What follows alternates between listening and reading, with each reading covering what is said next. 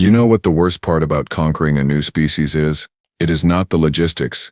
It is not the paperwork. It is not even the inevitable resistance movements that pop up like weeds after rain.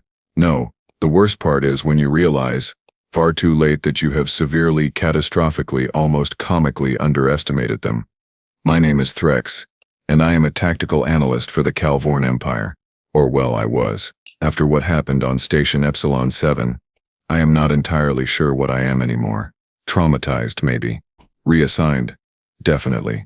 Possibly insane, though the medical officers assure me that my brain scans are still within normal parameters, which honestly feels like a low bar considering what I witnessed. But I am getting ahead of myself.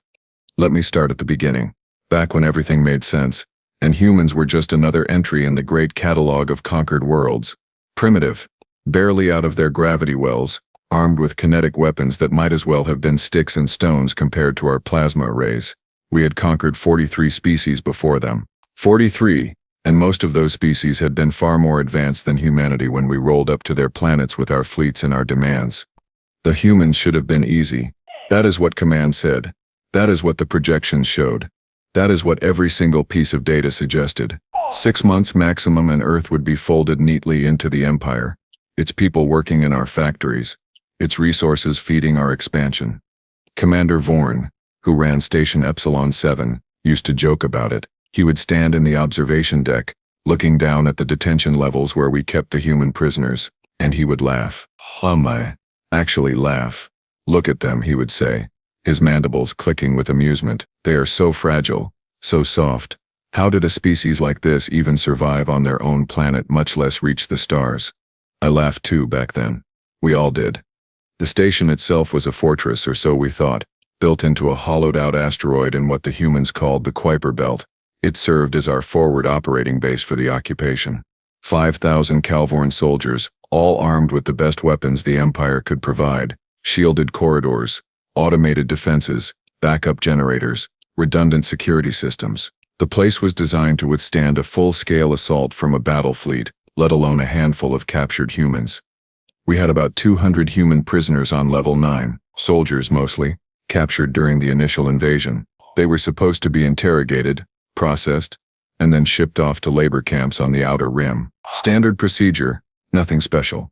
We kept them in individual cells, monitored constantly, their hands bound with plasma cuffs that would sever their limbs if they tried anything stupid.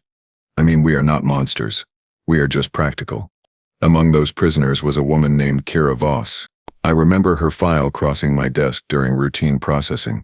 Age 28, formerly a combat instructor for some human military branch I cannot even pronounce. Captured during a skirmish near Mars.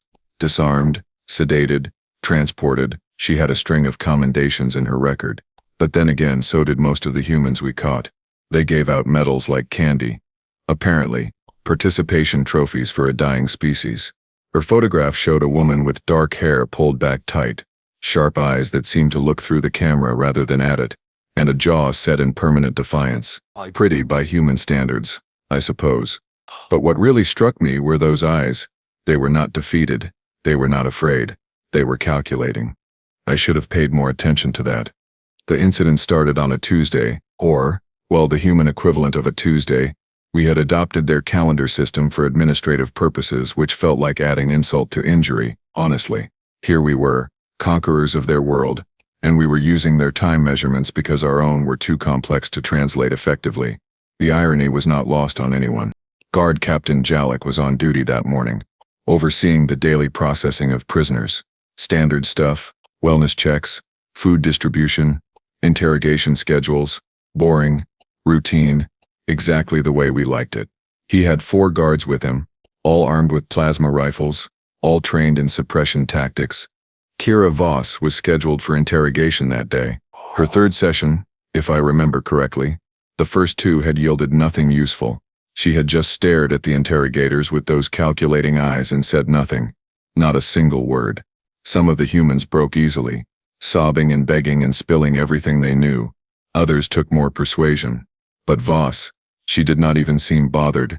She sat in that chair like she was waiting for a dental appointment, bored and mildly annoyed at the inconvenience. It should have been a warning sign. Jalek entered her cell at approximately 0800 hours, accompanied by 2 guards. The plasma cuffs on her wrists hummed with contained energy, ready to discharge at the first sign of resistance. The collar around her neck contained a neural suppressor that would knock her unconscious if she tried anything aggressive. She was, by every possible measure, completely neutralized.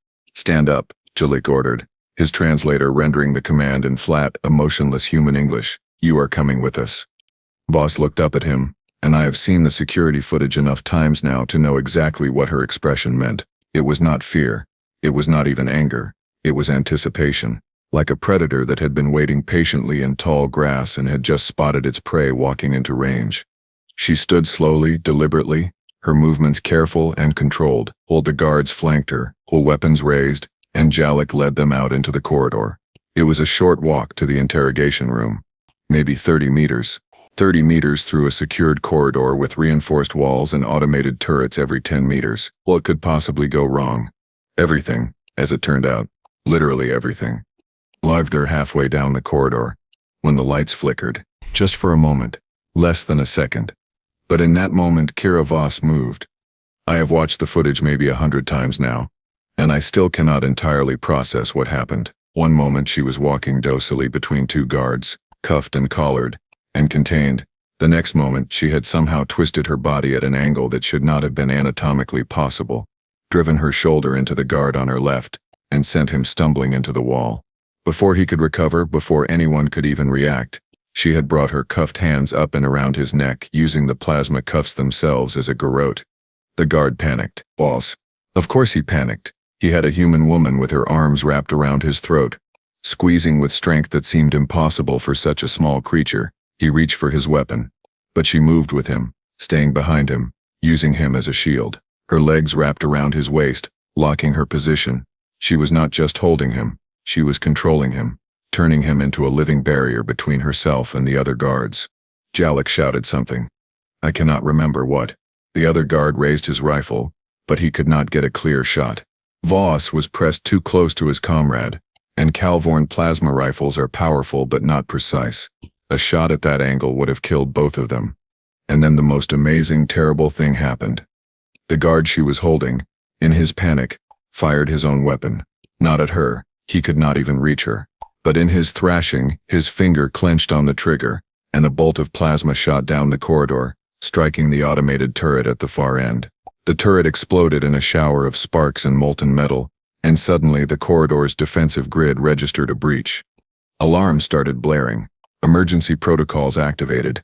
And in the chaos, in the noise and the flashing lights and the confusion, Kira Voss did something that still haunts my dreams. She bit the guard she was holding. Just bit him.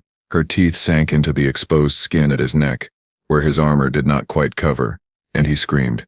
It was not a killing bite, not even close, but the pain and shock made him drop his rifle. The moment the weapon hit the floor, Voss released her legs, planted her feet, and pulled the guard backwards with all her weight. They both went down, but she rolled as they fell, putting him beneath her, cushioning her landing with his body. Her hands were still cuffed, her neck was still collared.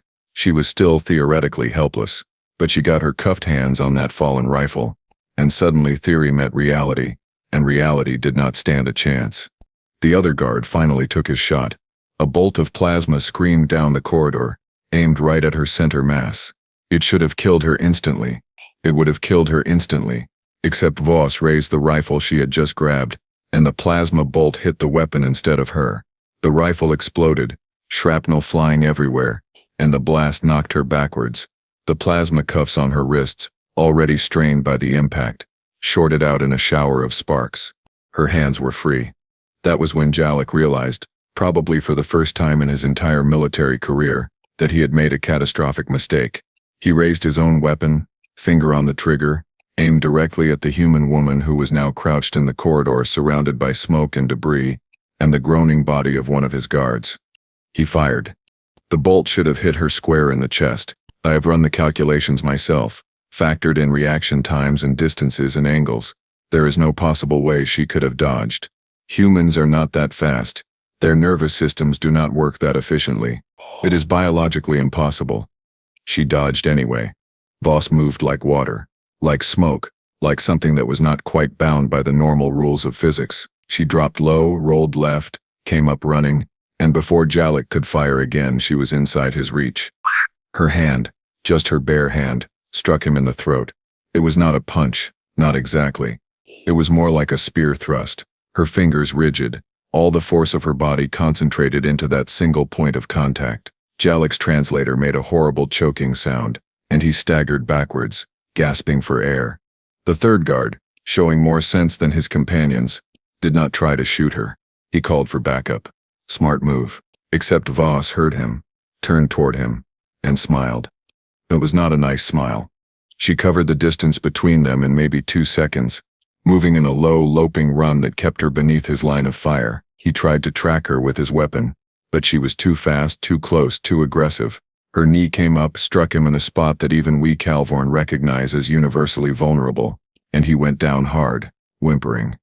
Then she took his rifle, just reached down, pulled it from his spasming hands and straightened up, weapon held comfortably against her shoulder like she had been born with it. The neural suppressor collar on her neck was still active, still broadcasting its signal, still supposedly keeping her docile and compliant. She reached up with one hand, grabbed the collar and ripped it off. Sparks flew, the collar clattered to the floor. She crushed it under her boot. "Well," she said, speaking for the first time since her capture, her voice clear and steady and absolutely terrifying in its calmness. "That was rude. You really should not have tried to shoot me." And then she started walking down the corridor, toward the detention levels, where 200 other human prisoners were waiting, armed with a stolen plasma rifle, hands free, collar gone, completely, utterly, impossibly dangerous. The backup guards arrived 30 seconds later, a full squad of 10, all armed, all ready to put down what they assumed would be a panicked, desperate prisoner trying to make a doomed escape. What they found instead was Kira Voss, standing in the middle of the corridor like she owned it, rifle held casually in one hand, the other hand resting on her hip. Behind her, 3 guards were down, groaning, defeated. The corridor lights flickered and sparked. The alarms wailed. Smoke drifted through the air. She looked at the backup squad, at their weapons, at their armor, at their numbers. She tilted her head slightly, considering, then she smiled again. That same terrible smile, and said, "Hi boys, you look like you are having a bad day. Want to make it worse?" The squad leader, a veteran named Korval who had been in more battles than I have lived years, took one look at her and made a decision.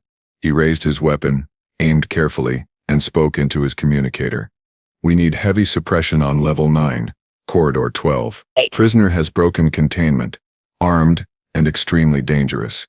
I repeat, Extremely dangerous." Voss laughed. Actually laughed. The sound echoed down the corridor, mixing with the alarms and the groaning of injured guards and the distant sound of more reinforcements approaching. "Extremely dangerous," she repeated, her voice mocking. "You have no idea." And then she moved. I have watched that footage more times than any sane being should. I have slowed it down, analyzed it, tried to understand how one human woman, except for a weapon she had stolen literal seconds ago, could take on 10 trained soldiers and win. The explanation, I eventually realized, is simple. She did not fight fair. Voss used everything: the walls, the floor, the smoke, the flickering lights, the narrow confines of the corridor that forced the guards to bunch up and limited their lines of fire. She moved constantly, never staying in one place, never giving them a clear target. When she ran out of ammunition, she threw the rifle at the nearest guard hard enough to dent his helmet, then charged in behind it. Her fists, her elbows, her knees, her feet, all became weapons. She targeted joints, throats, eyes, every vulnerable point that biology and evolution had graciously provided. The guards tried to surround her, tried to overwhelm her with numbers. She used that against them, making them shoot at each other, pushing wounded guards into the line of fire, creating chaos and confusion wherever she went. At one point she grabbed a guard by his armor straps, swung him bodily into 2 of his companions, and the 3 of them went down in a tangle of limbs and cursing. By the time heavy suppression arrived, equipped with riot shields and neural disruptors and enough firepower to level a small building, Kira Voss had fought her way through 27 guards and was standing at the entrance to the detention level, covered in burns and bruises and Kalvorn blood, breathing hard but still standing, still fighting, still refusing to go down. The heavy suppression team took one look at the scene, at the injured guards littering the corridor, at the human woman standing defiant in the midst of it all. And their commander made a very wise decision. He activated every neural disruptor simultaneously, flooding the corridor with enough suppression energy to knock out anything with a nervous system. Voss went down. Finally, she collapsed like someone had cut her strings, hitting the floor hard, unconscious before she landed. The medical team rushed in immediately, stabilizing her, checking for injuries, making sure she was still alive. Commander Vorn wanted her alive.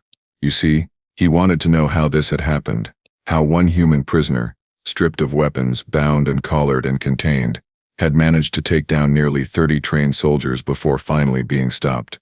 They carried her to the medical bay, sedated her heavily, put her in a reinforced cell with triple redundant security, and posted a full squad outside her door with orders to shoot first and never bother with questions. And that is when I got the call. "Threx," Commander Vorn said, his voice tight with barely controlled fury. "I need your analysis. Now. I need to understand what just happened, and I need to understand it before this disaster spreads to the other prisoners." I pulled up the security footage, started running it through analytical programs, and felt my blood run cold as I began to realize the truth. The terrible, unavoidable truth that Command had missed, that all our intelligence had failed to account for, that was about to change everything we thought we knew about humanity. Kira Voss was not special. She was not enhanced. She was not some kind of super soldier or genetic experiment. She was, by human standards, completely average. A trained fighter, yes. Experienced, certainly. But nothing extraordinary. Nothing that marked her as different from millions of other humans, just like her. Which meant that there were millions of other humans just like her. Millions of humans who, when disarmed, were still more dangerous than most species were with weapons. Millions of humans who did not need technology or tools or guns to be absolutely terrifying.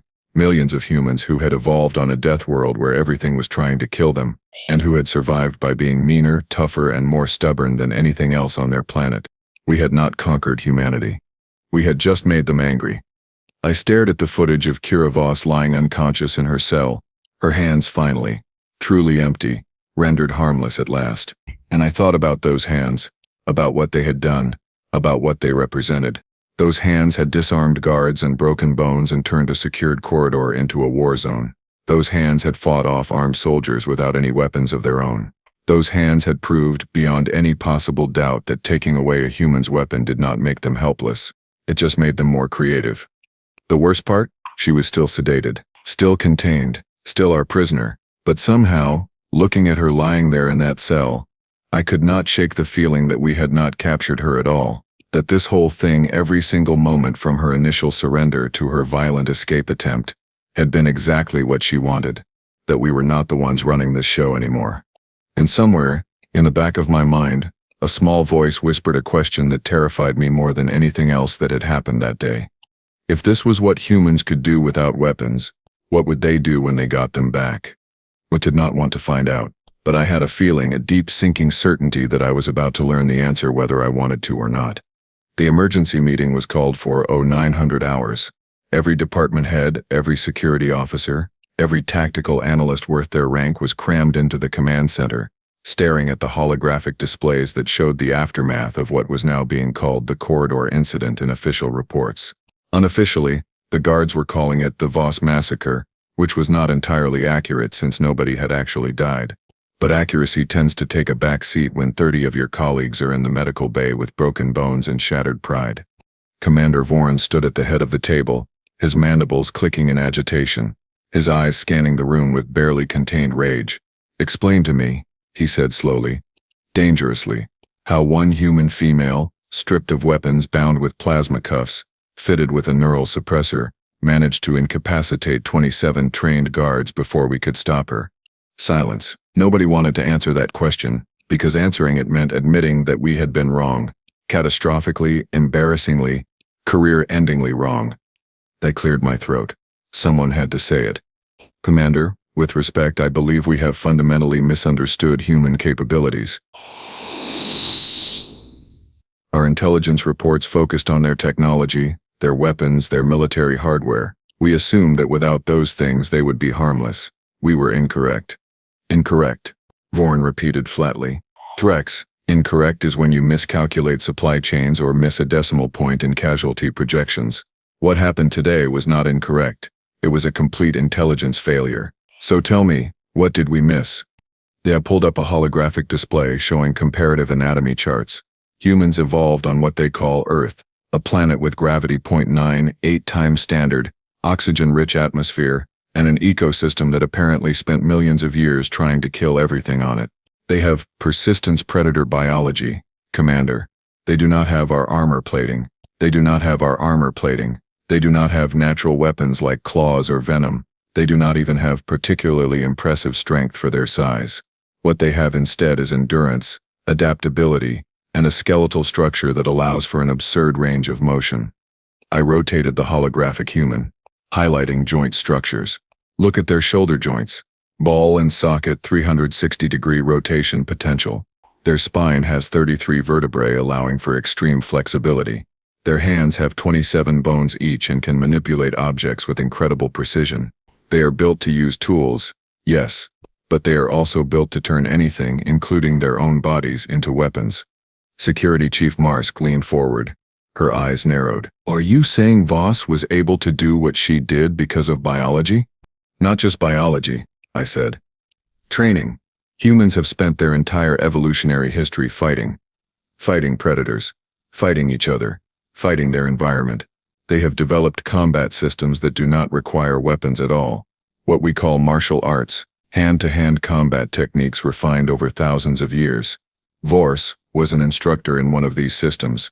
We took away her guns, her armor, her technology, but we could not take away the weapon she had spent her entire life training. I paused, making sure everyone understood. Her body. Vorn stared at the hologram for a long moment. Then he said quietly, "How many prisoners do we have with similar training?" I pulled up the files. My hands were shaking slightly as I scrolled through the data. Of the 200 human prisoners currently detained on this station, approximately 65 have documented martial combat training. Another 112 have basic military hand-to-hand instruction. Both Sarah's and her Big 12 have basic military hand-to-hand instruction. The remaining 23 are support personnel with minimal combat experience. So what you are telling me, Vorn said slowly, is that we have nearly 200 humans on this station, and the vast majority of them are trained to fight without weapons. Yes, sir. And we have been keeping them in individual cells, behind electronic locks, guarded by personnel who are now, shall we say, somewhat demoralized after watching their colleagues get demolished by an unarmed prisoner. Yes, sir. Vorn's mandibles clicked rapidly, a sign of extreme stress. Before I could answer, the alarm started blaring again. SOT, not the standard security alert.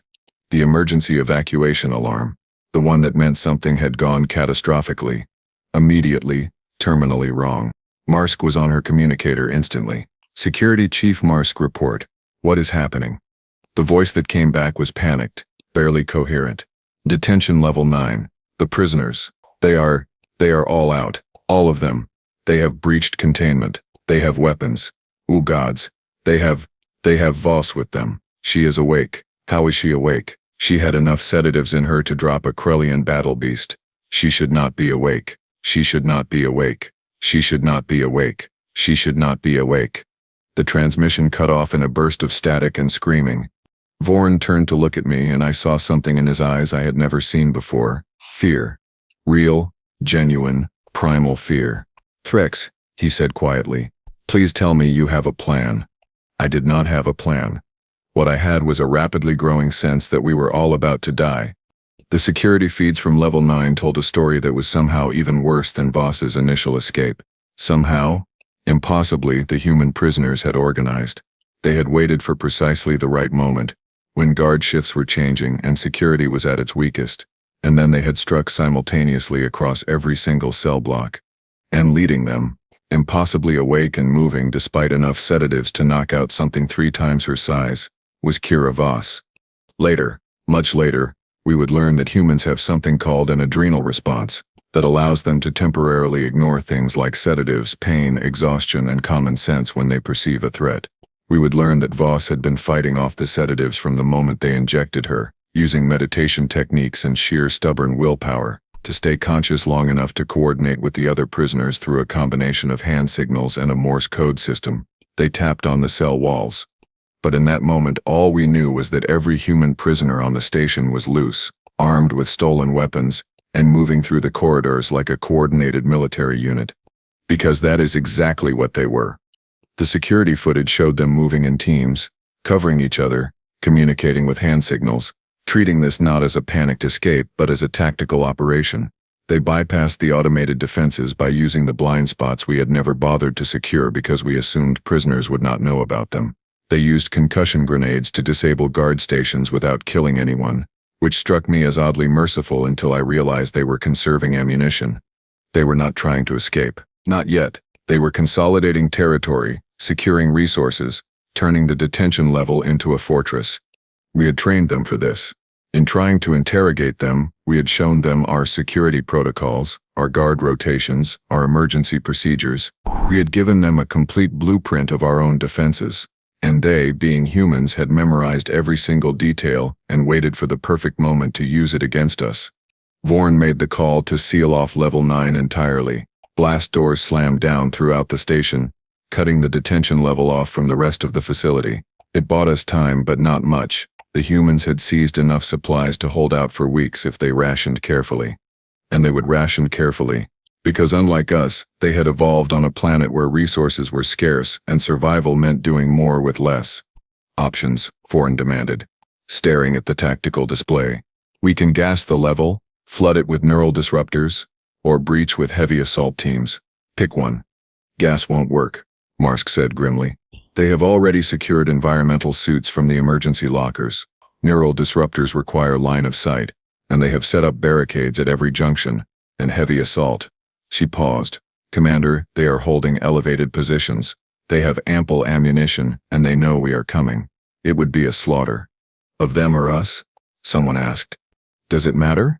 I stared at the feeds, watching Voss organize defensive positions with the efficiency of someone who had done this 1,000 times before. She moved through the corridors, giving orders, repositioning her people, turning a detention level into a hardened military position.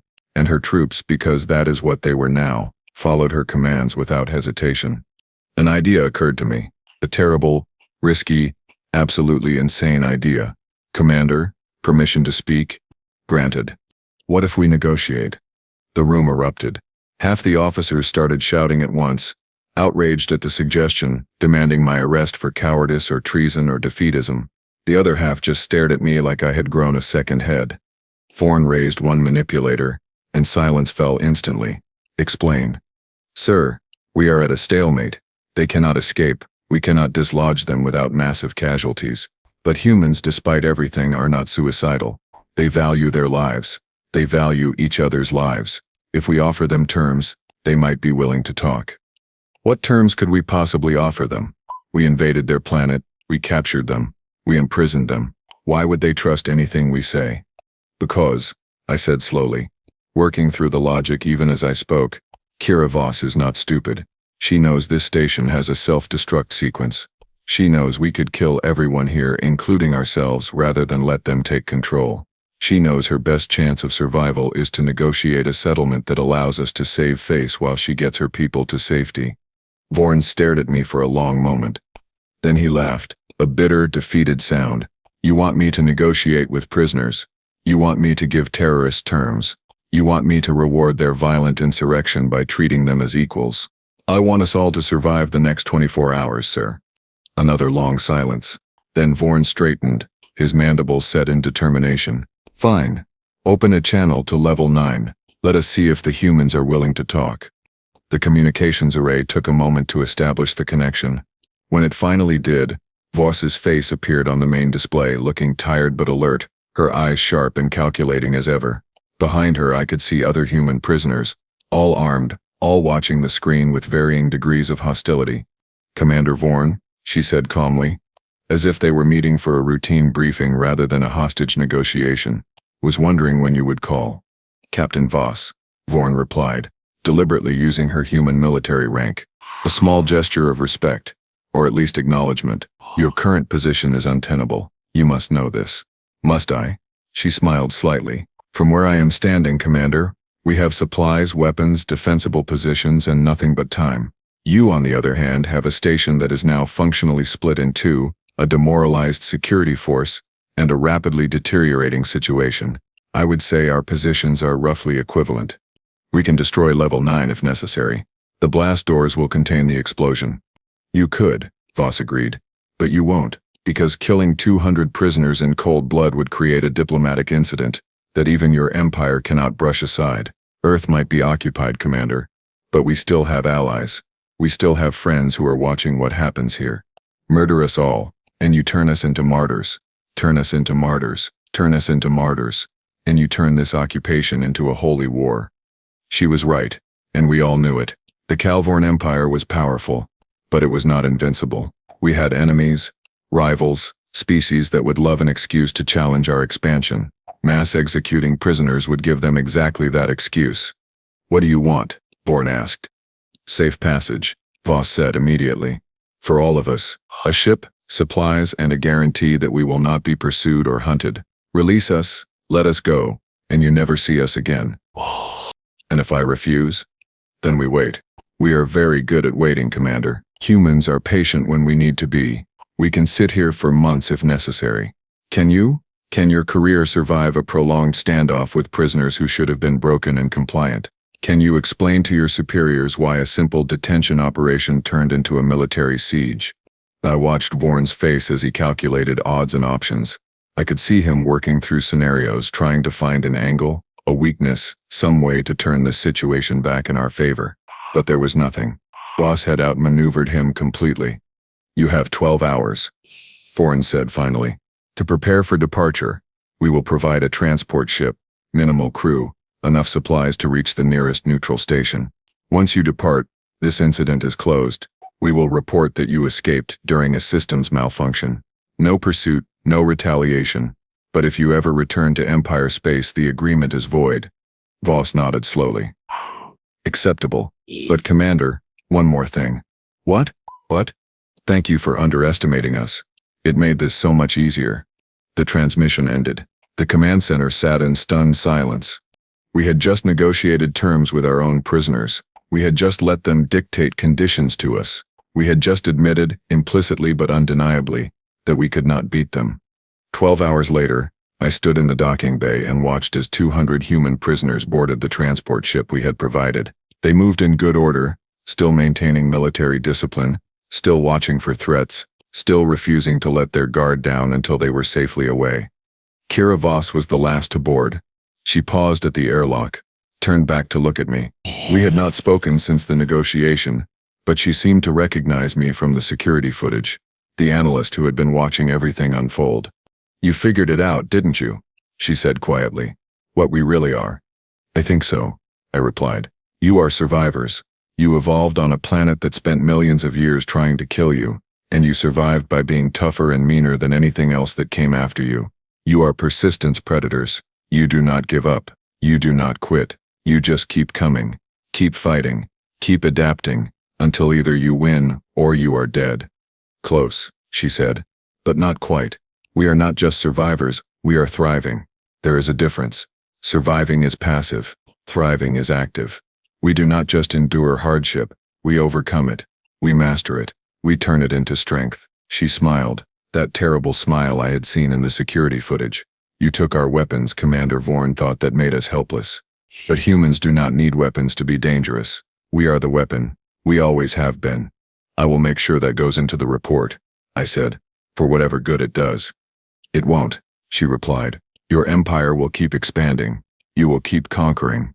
You will keep underestimating species based on their technology instead of their spirit. And eventually you will pick a fight with something that fights back harder than you can handle. Maybe it will be us. Maybe it will be someone else. But it will happen. Is that a threat? No, she turned toward the airlock. It is a prediction. A warning if you prefer. You ask what humans do when they get their weapons back. Well, you are about to find out. We are going home, Thrix. We are going back to Earth. And we are going to tell everyone exactly what happened here. How the mighty Kalvorn Empire could not hold 200 unarmed prisoners. How we took your fortress apart with our bare hands. How we turned your own security against you. She stepped through the airlock. then paused and looked back one last time. And then when Earth hears that story, when they understand that you are not invincible, when they realize that they do not need better weapons to beat you, they just need to be themselves, well, I would not want to be you when that revolution starts. The airlock sealed, the transport undocked, and I stood there in the empty docking bay watching the ship disappear into the black, carrying 200 humans who had just proved that taking away their weapons only made them more dangerous. 3 months later, the Earth Rebellion began in earnest. Kalvorn forces across the planet reported coordinated uprisings, ambushes, sabotage, human resistance fighters using improvised weapons, guerrilla tactics, and sheer stubborn refusal to stay conquered. They hit supply lines, they disrupted communications, they turned our occupation into a quagmire that bled resources and manpower with no end in sight. And at every engagement, survivors reported the same thing. The humans did not just fight with weapons. They fought with hands, feet, teeth, anything they could use. They used our own equipment against us. They turned our tactics into vulnerabilities. They made us afraid. Commander Vorn was relieved of duty after 6 months. The station was eventually abandoned, deemed too compromised to maintain. I was reassigned to intelligence analysis, specifically studying human combat capabilities. My reports now fill entire databases. They detail every martial art, every fighting style, every method humans have developed for killing without weapons. The reports are required reading for any officer assigned to Earth occupation duty. Not that it helps much. Because the thing about humans, the thing we never quite understood until it was too late, is that they do not see being disarmed as a setback. They see it as a challenge. Take away their guns, they use knives. Take away their knives, they use clubs. Take away their clubs, they use rocks. Take away everything, and they use their hands, their feet, their teeth, their minds. They use themselves. And that more than any weapon, more than any technology, more than any military doctrine, is what makes them truly dangerous. Not because they are strong, not because they are fast, but because they refuse to accept defeat, because they adapt, because they turn every disadvantage into an advantage, every weakness into strength, because they are human. And being human means fighting back no matter what. I think about Kira Voss sometimes, wonder where she ended up, whether she survived the rebellion or fell in battle. Part of me hopes she made it. Part of me hopes I never see her again, because if I do, it will probably mean that humanity has won, and the Kalvorn Empire has joined the long list of conquerors who learned too late that some species cannot be conquered, only survived. And sometimes, barely even that. The reports from Earth grow worse each day. The occupation is failing. The Empire is withdrawing forces, claiming strategic repositioning, refusing to admit defeat. But we all know the truth. We picked a fight with humanity. We thought disarming them would make them harmless. We thought taking their weapons was enough. We were wrong. Her hands were more dangerous anyway.